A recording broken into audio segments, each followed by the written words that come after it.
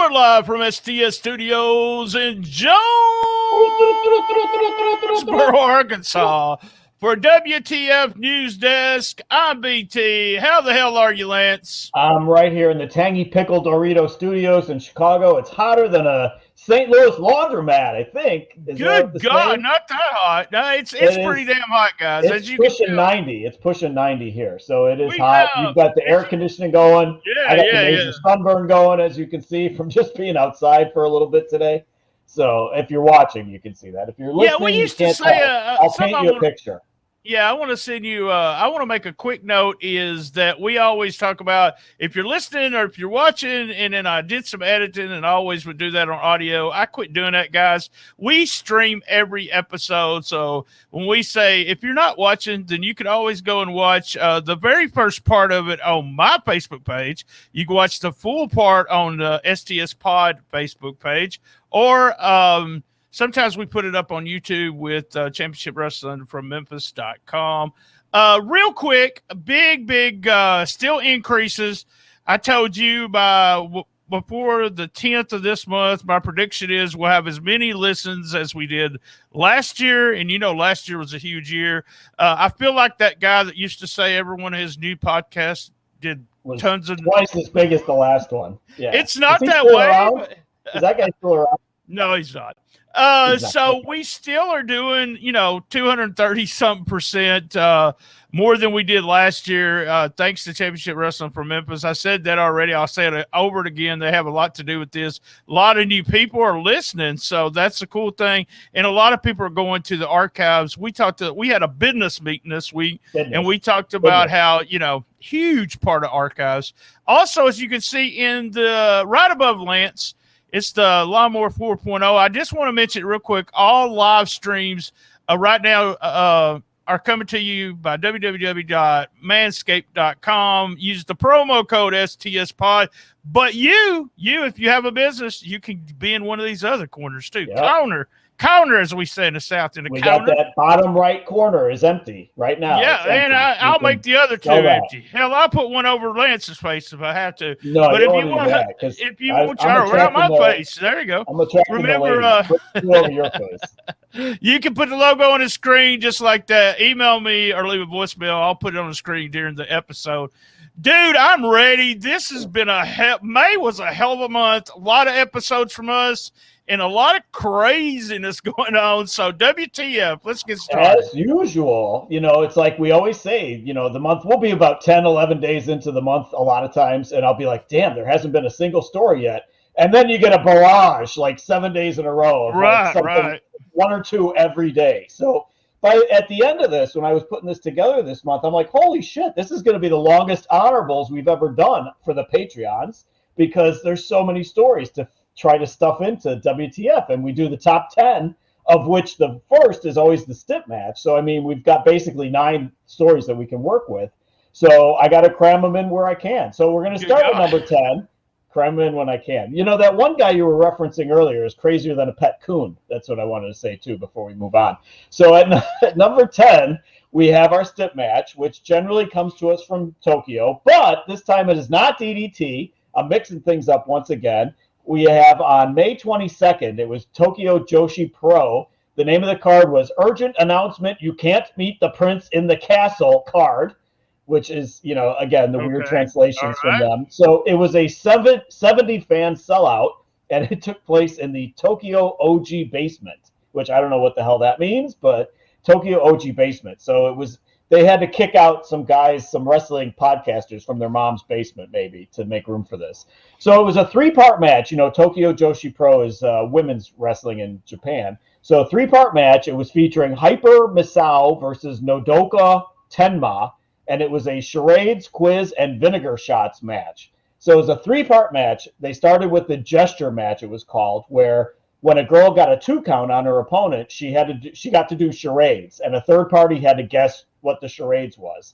So Tenma won that one with the word octopus. I would have liked to have seen that. I would have liked to have seen somebody act out octopus. Then the second match was the Tojo quiz match. Was, again, if they got a 2 count, they had to answer a trivia question about Tokyo Joshi Pro Wrestling.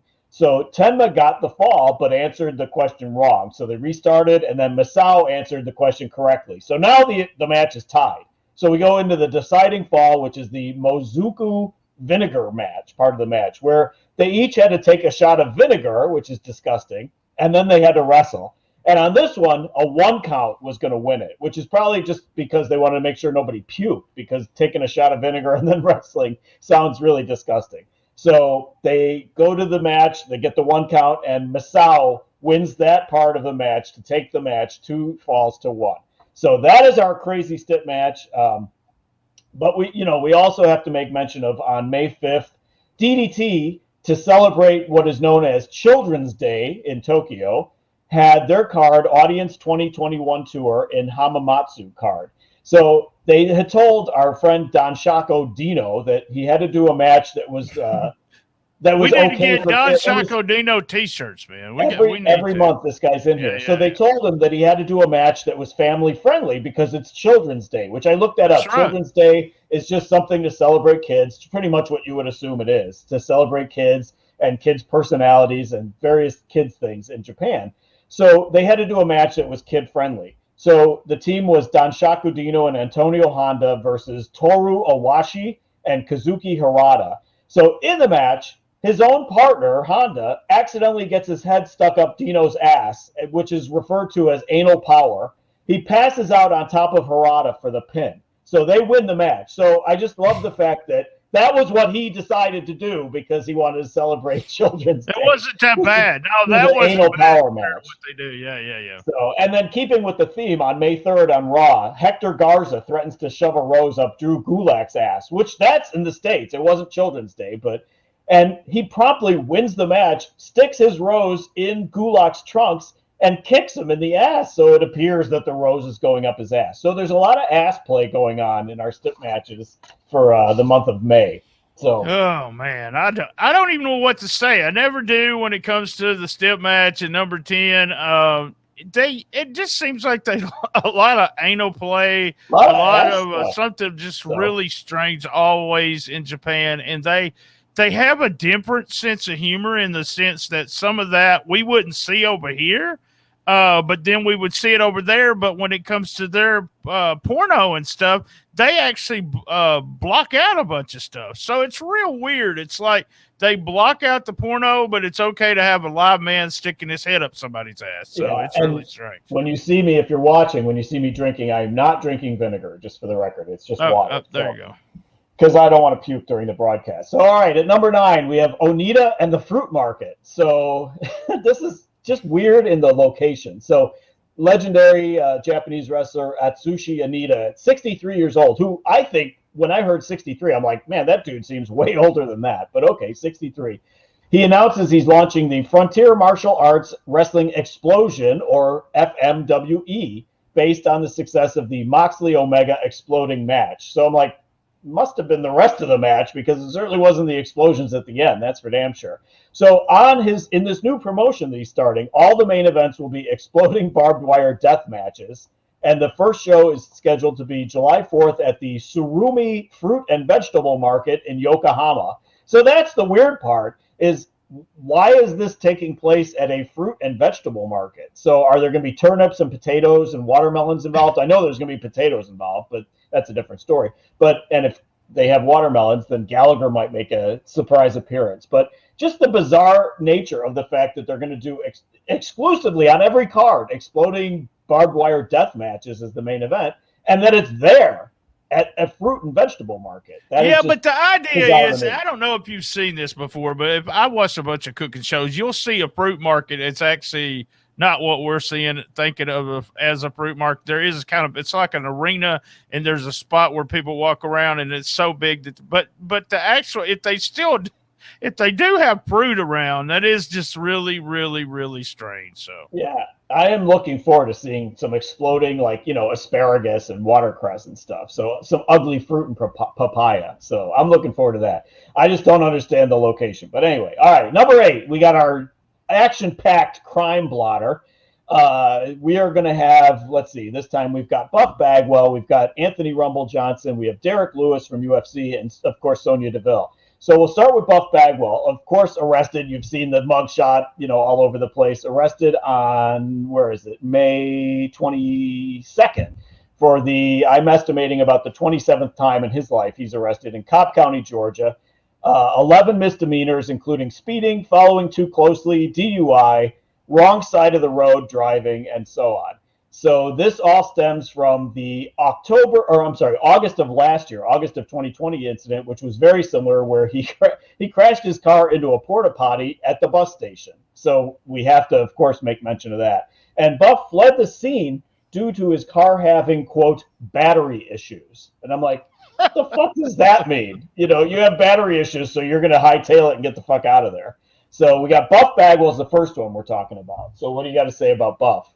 Buff is the stuff. Yeah, I don't even. That P3 Radio covered this. I wish I had those sound drops, but he's supposed to go to. Speaking of a flea market, no, that was a fruit market. He's going to be at a flea market to tell everybody what the hell happened. I'm not sure. Yeah. I don't know what to think of Buff. I mean, here's a guy he's got a problem. Come on, guys. I mean, he's an alcoholic or a drug head. I'm sorry, but anyone that does all the stuff that he does. I mean, you got a friend, I got a friend. Everybody's got somebody they know that's an addict, and they do the same thing. They don't do anything wrong. So if you hear him, he's done nothing wrong. So get yourself fixed, Buff. That's what we got to say. Yeah, that's the way. All right. I mean, a huge fan of Buff. Next, we've got Anthony Rumble Johnson, who was formerly with UFC, but now he's with Bellator, light heavyweight, arrested on May 7th on identity theft charges. So allegedly, somebody stole his identity and he got he arrested. Somebody else's identity. So allegedly, Anthony Rumble Johnson used a stolen credit card number to buy plane tickets from Fort Lauderdale to Newark, and he could get sentenced to 5 years in prison for this. So I'm thinking, if you've seen this guy, enormous black dude, Anthony Rumble Johnson. So I'm thinking, if he shows up at the airplane. Well, no, I'm just saying, if he shows up at the airport with a plane ticket in the name of like Myron Moskowitz or something, they may, that may have set off some suspicion that may not be Myron Moskowitz. So we'll see. So we'll see what happens with him. Charges are still pending. Then we have the feel-good stories of the month, like you like to call them. Derek Lewis, UFC's Derek Lewis, on May 18th, sees his car being stolen. So he runs to his car, punches out this guy, Quentin Wright, and knocks him out. And Quentin Wright is then arrested and taken to the hospital. But what was interesting to me on this is that the charges were actually less than they could have been, because he got knocked out and he didn't actually steal the car. He was just attempting to steal the car. He didn't get away with it. So good on you, Derek Lewis, for knocking this idiot out. And then we wrap up with Sonia Deville's stalker. Philip Thomas is found mentally incompetent to stand trial in May, and he's sent to the mental house in Chattahoochee, Florida. So I hope he's did that because you wanted to say Chattahoochee, didn't you? Chattahoochee, yeah, Chattahoochee. Yeah, I knew you wanted to say exactly. Chattahoochee. Right. Chattahoochee. No.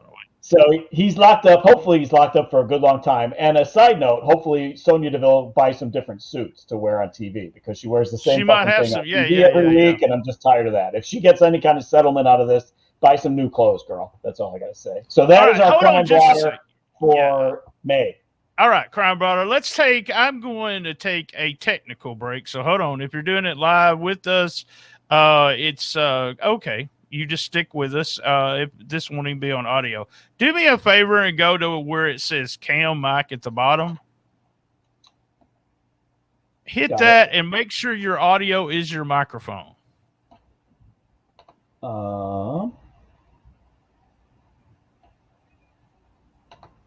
Mike, I don't remember the name of the microphone. Is it Realtek High Definition Audio? No, go. See if you got it. What other default? What else? And what then is microphone it? LCS. I believe it's microphone HD camera, or microphone Realtek High Definition Audio. Isn't it Realtek? Wasn't that the brand name of this thing? Oh, I don't think so. No, Realtek is the stuff that's in the computer. Okay, so then it's probably LCS. All right. LCS. Change it to that. Okay. All right. It wasn't horrible, but I could tell the difference. So it was recording off the computer instead of now it's perfect. Yeah, I could tell the difference, but maybe me and you'd be the only ones that know what's going on, except the live people. Maybe that got screwed up when I plugged in the camera or something. And I wish we would have checked it before we got started. So, all right, go ahead. You just you just say blah blah blah. So 7, all right. Just go into So that is our crime blotter for the month of May 2021. No, moving on to number 7. Of course, we have the continuing saga of Drake Wirtz. So we can't shake this guy. Well, maybe now we actually. I think so. I think we have. Yes. But I think he's still going to surface from time to time. So on May 19th, WWE releases the out of control whack job Drake Wirtz, the referee in NXT. So we talked about it last month. He went into this tearful anti-mask testimony last month at the city council that masks help predators attack children. He was anti-mask in NXT. He missed he missed tapings. He missed the 5/11 taping, which is what actually got him canned the following week, causing delays. They had black wrestlers at NXT complaining about his racism. He walked out during a Triple H speech about Black Lives Matter where religion was brought up. He walked out. He criticized wrestlers who got vaccinated. So this seemed inevitable to me that this guy was going to get knocked out, So the only question is what took so damn long, So he was anti-mask. He even was anti-mask when it came to teachers in the schools because he said children's needs come first, and that's referencing the Bible. So he even wanted the teachers to be mask-free. The main thing was the kids. So we are losing Drake Wirtz from NXT at least. But like I told you, I think he's going to surface elsewhere. We'll still hear that name. I'm sure of it. Just a strange individual, kind of on the fringe there. And, there are people that, the chances that there's somebody else in the WWE that believes what he does, and we'll mention it here in a minute, that it happens that way. And we see people on our Facebook like that too. I think he's a nut. Just shut up. Just shut the hell up, dude. Have your beliefs and stuff, but you lost a good paying job. Yeah, that's the main thing. You lost a job because, and he put stuff on Twitter. He lost the job. So what? Blah blah blah. Just crazy. All right, number 6. Number 6. We have AEW fires Willie Urbina. So this just happened. So May 29th, Willie Urbina, Spanish announcer for AEW, is let go by a company, I have to mention, that rarely fires anybody. They've let go. You could probably count on one hand how many people AEW has let go in the 2 years that they've been around. So he gets caught, this guy, Willie Urbina, who you've seen, he's done TNA stuff before too, gets caught unaware that his mic is on, and he's making fun of Sheeta's accent. So he's talking about who's going to do the Sheeta translation, the Spanish translation of Sheeta's promo, ironically, the great promo, where she refers to DMD, Britt Baker, as dirty moron dumbass. So he launches into, he doesn't realize that he's on live mic, and that the feed that airs during the commercial break airs overseas. So it's being recorded and other people are going to hear this. It's not going to be heard in the States because it's during a commercial, but it's still going to be out there for people to hear. So he does the stupid stereotypical, 1950s Asian parody voice, Right. But it's hard. It's hard for me to understand because I don't speak Spanish. So he's talking in Spanish, but then he lapses into that sound effect that he does, the stereotypical, something you'd see from the Flintstones from the early 60s. It's so bad and so offensive. So they canned him like the same day. They canned him for making fun of Sheeta's accent. So we got Willie Urbina getting fired from a company that never fires anybody at number 6. The part that got me here is that they're the Spanish announce team. All right. If it was the Americans, I would kind of say, okay, we're horrible. We make fun of all races. But here's the Spanish, and they're making fun of the Japanese because they can't understand when the Spanish wrestlers also have thick accents. Yeah. So I was just in shock. I was like, are you that stupid? And you can hear who's with him. I think Thunder Rosa's with him. They said it was Thunder Rosa. And laughing. I don't understand what she says, but you can tell by the tone of her voice, she is saying, shut the fuck up. Yeah, she giggled. She did giggle at first, but I think she did bring it back in and say, "Stop, stop, stop."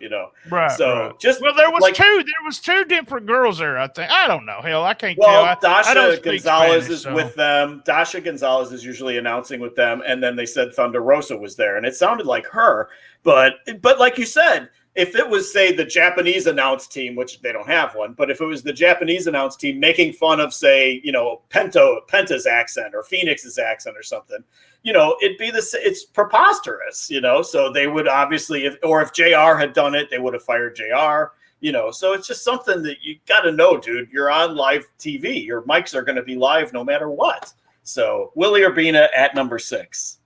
All right, guys, we're going off of Twitter and my personal Facebook page, but you can keep listening on the Shooting the Shiznit page. So stay there at the Shooting Shiznit page or go over to Shooting the Shiznit, like the business, and keep listening to us going to a commercial break.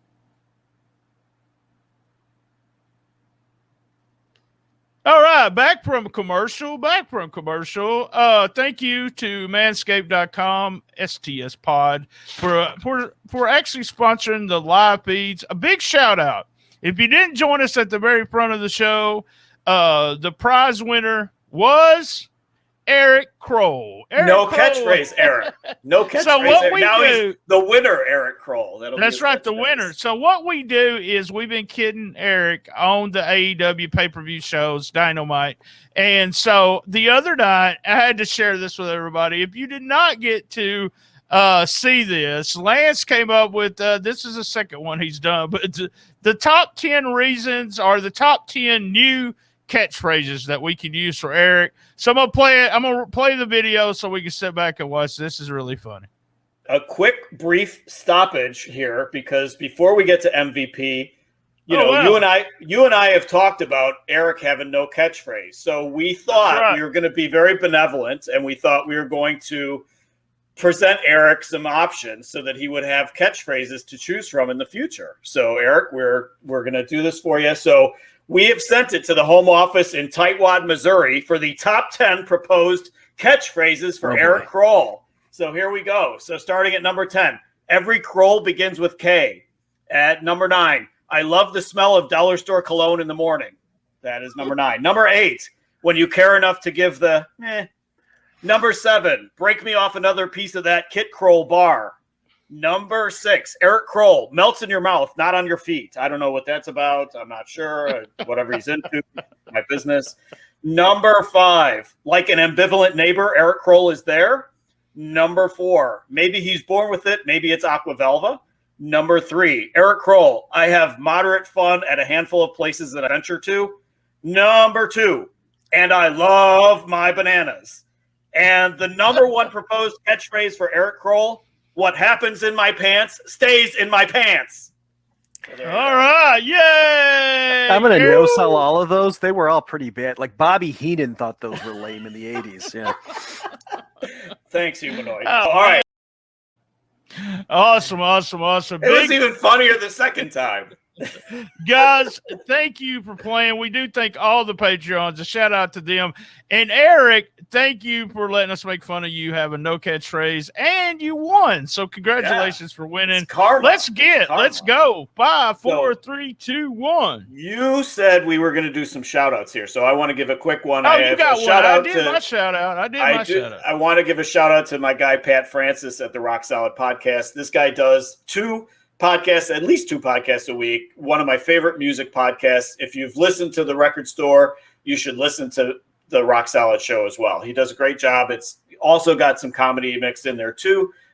So I think if you're a music fan, and there's wrestling fans that are into other things, God forbid you're into movies or music or other stuff, listen to Pat Francis and the Rock Solid Podcast. I highly endorse it. So, all right, that is my shout out. So we are up to number 5, which is Smut, which is social media uproar time. And man, are we jam-packed this time. We've got New Jack. We got Jim Cornette versus Rebby Hardy. We've got Machine Gun Carl Anderson, Charlotte Flair, Road Dogg versus Demi Lovato, and EC3. So we're going to start with New Jack. We are obviously not making fun of New Jack passing away. No, this is hilarious, though. Condolences to the New Jack family.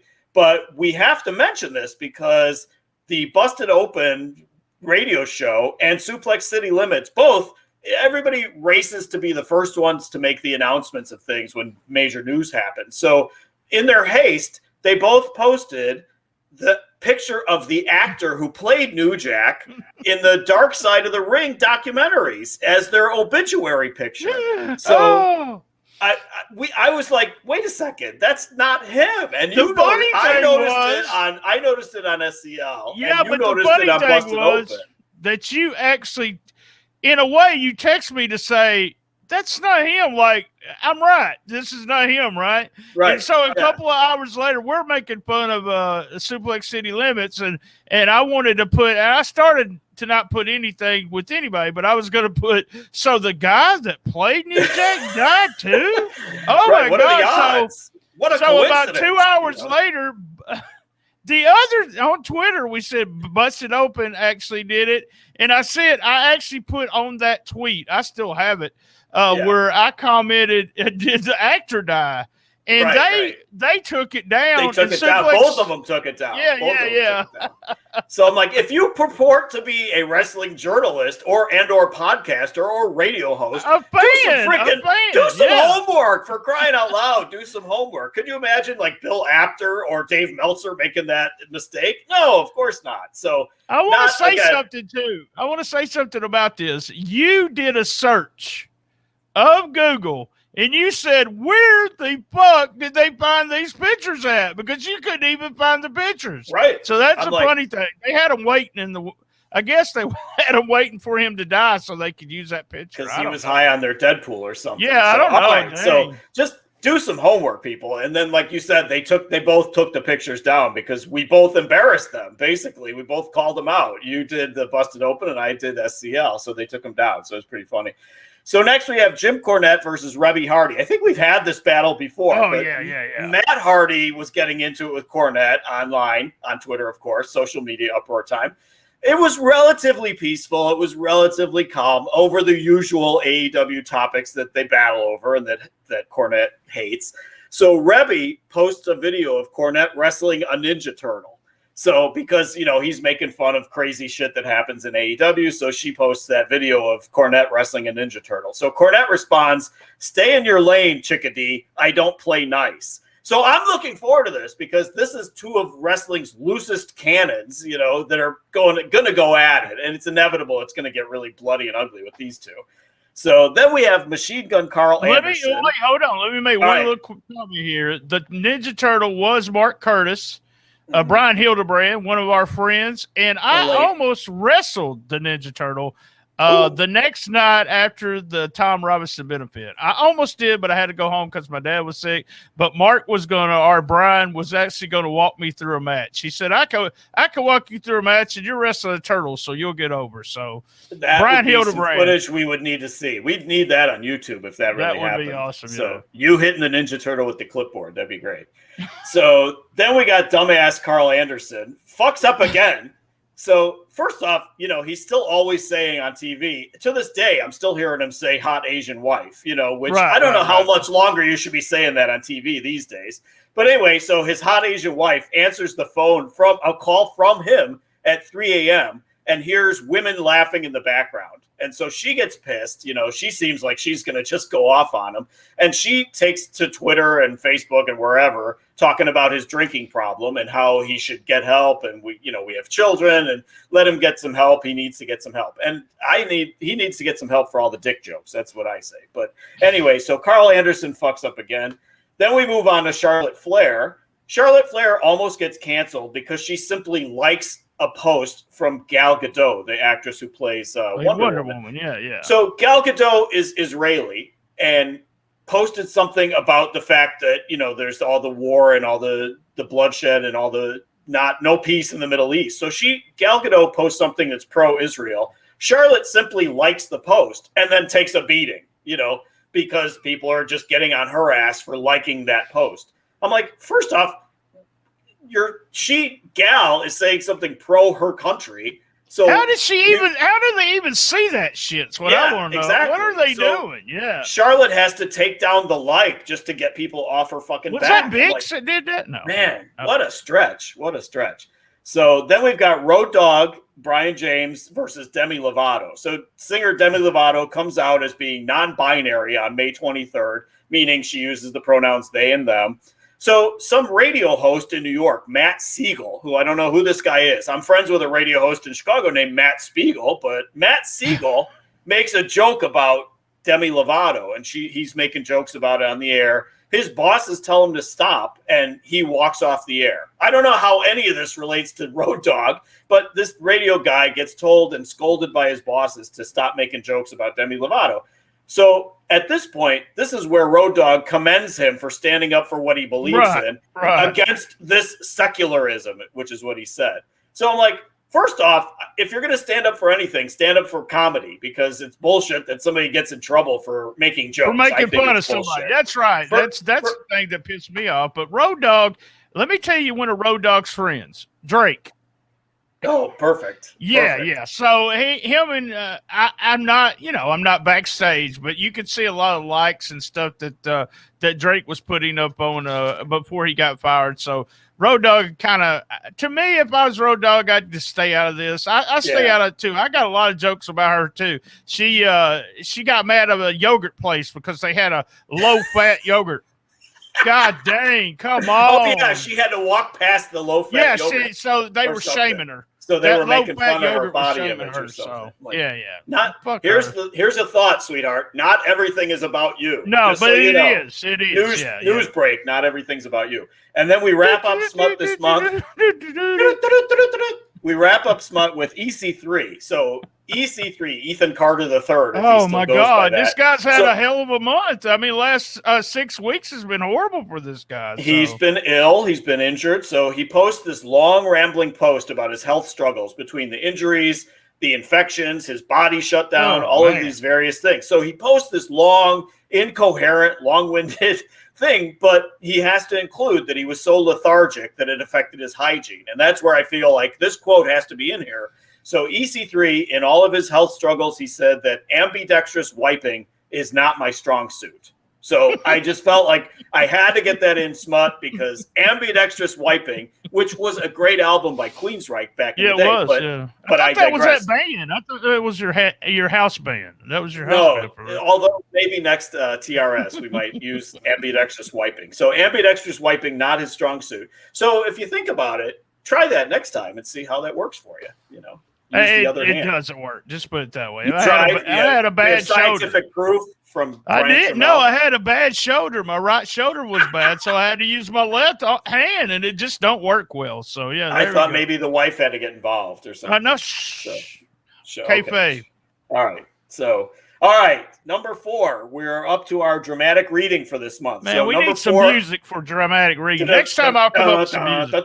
So we have Dana White's monthly rant. This is getting to be a monthly feature, I feel like. Dana White's monthly rant. So at a press conference on May 15th, Dana is asked about possibly booking a freak show fight, that some of these other MMA groups do, freak show fights. Thriller's been doing so George, it was supposed to be the proposed fight is George St. Pierre, GSP as we like to call him in the business, versus Oscar De La Hoya, who would be ODLH, I guess, in the business, which that fight is stupid. It's a stupid fight, but Triller wants to do this fight, like you said, and they want Dana to release GSP to be able to fight, because even though GSP says that he's retired, he's still under contract to UFC.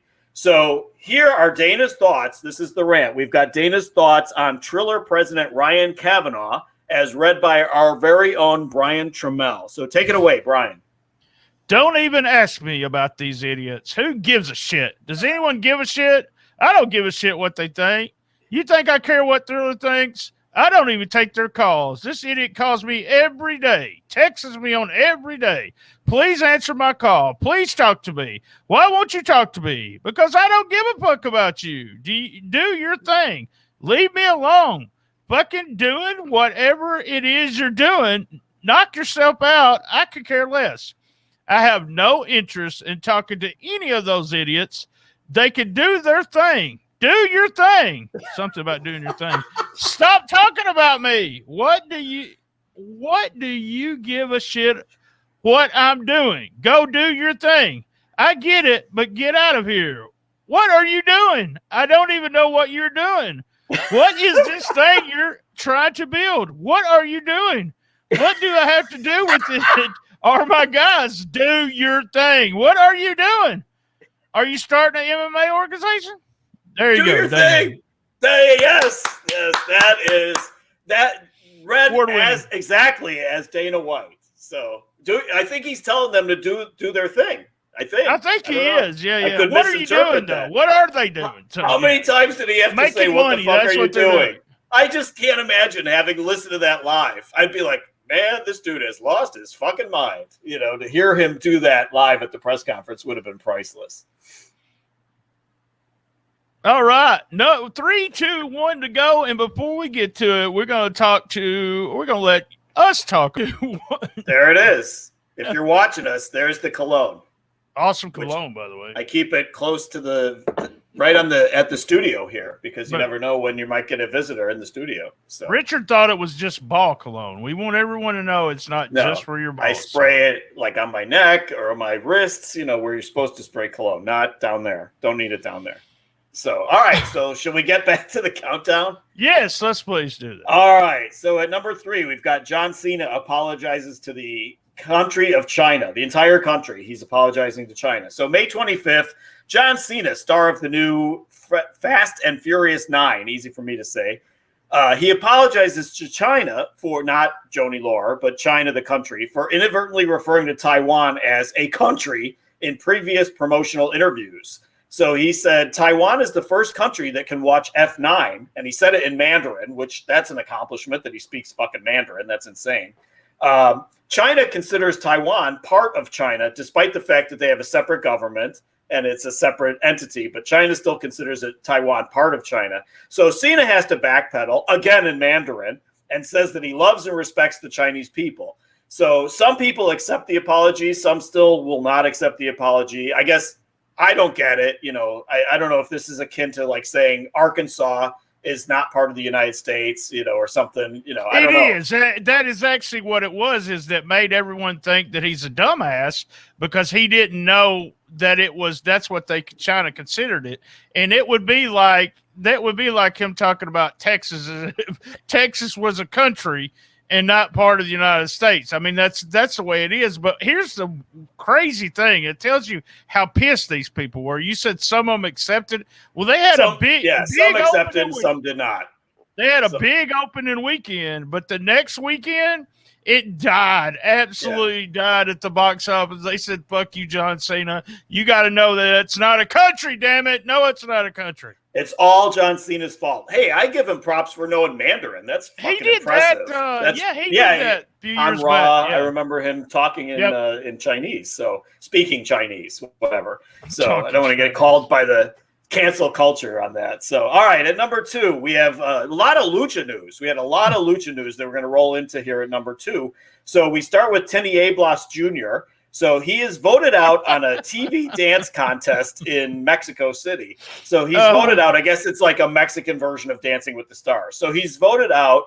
He goes and whacks his pro partner, who's named Mackie Gonzalez. He whacks her in the ass, and she gets pissed. So they get voted out. He whacks her in the ass. She gets pissed. She walks off the set, and the judges criticize her. They're pissed at her because she's unprofessional for walking off the set. So she got mad. Yeah. That's the part that was worse right there. Right. So that is a big thing. On May 14th, that happened. So we stick with Tenny Ablas. It turns out he's another one of the luchadors who's running for mayor. So this one, he's running for mayor, and Gustavo Madero. No, that's his dad running for mayor, right? Oh, it's the dad? I don't know. Yeah, it's the dad, I think. So, so the dad is running for mayor. So we got the whole Tenny Ablas family in trouble here. So dad's running for mayor of the district of Gustavo Madero. So he's in a debate, and in the debate, he is asked about LGBTQIQ plus rights. So I'm like, you can't just say gay rights anymore. So you got to say the whole thing, which is LGBTQIQ plus. So he's asked about the rights, and he doesn't answer. So he changes the subject and speaks about like unwed mothers or something altogether. So when he gets criticized for this on May 23rd, he claims that his mask affected his hearing. And he didn't hear the question, so he couldn't answer the question because the mask affected his hearing. So there we go. So both Tenny Ablas boys in some hot water in May. So then we move on to El Vikingo, who throws a dangerous 5-year-old after a match. So Vikingo loses a match in Mexico City. It's an outdoor card.